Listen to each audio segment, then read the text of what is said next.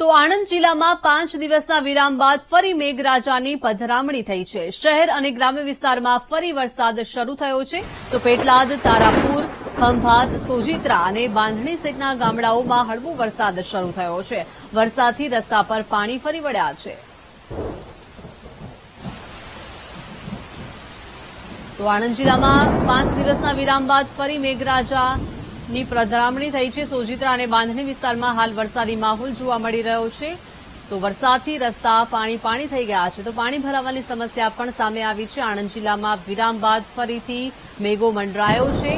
સર્વત્ર વરસાદી માહોલ જોવા મળી રહ્યો છે। શહેર અને ગ્રામ્ય વિસ્તારમાં ફરી વરસાદ શરૂ થયો છે। પેટલાદ, તારાપુર, ખંભાત, સોજિત્રા અને બાંધણી સહિતના ગામડાઓમાં હળવો વરસાદ શરૂ થયો છે। મહત્વનું છે કે ભારે ઉકળાટ અને બફારા બાદ લોકોને આ વરસાદના કારણે આંશિક રાહત મળી છે। તો આણંદ જિલ્લામાં 5 દિવસના વિરામ બાદ ફરી વરસાદનું આગમન થઈ ગયું છે। તો વરસાદી જમાવટ જોવા મળી રહી છે આણંદ જિલ્લામાં। વધુ માહિતી સાથે સંવાદદાતા ઘનશ્યામ જોડાઈ ગયા છે। ઘનશ્યામ, આણંદ જિલ્લામાં વિરામ બાદ ફરીથી વરસાદી માહોલ જોવા મળી રહ્યો છે, શું વિગતો?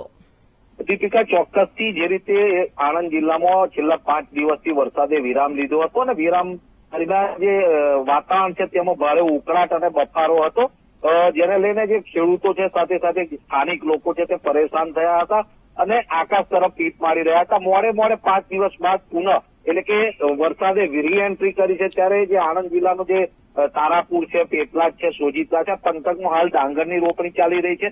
સિંચાઈ આધારે ડાંગરની રોપણી કરી રહ્યા છે, ત્યારે જે વરસાદનું આગમન થયું છે તેને લઈને જે ખેડૂતો છે તેમની પણ ખુશીમાં વધારો થયો છે। સાથે સાથે જે ઉકળાટ હતો તેને લઈને હવે જિલ્લાનું જે વાતાવરણ છે ધીરે ધીરે ઠંડકમાં પરિવર્તિત થયું છે।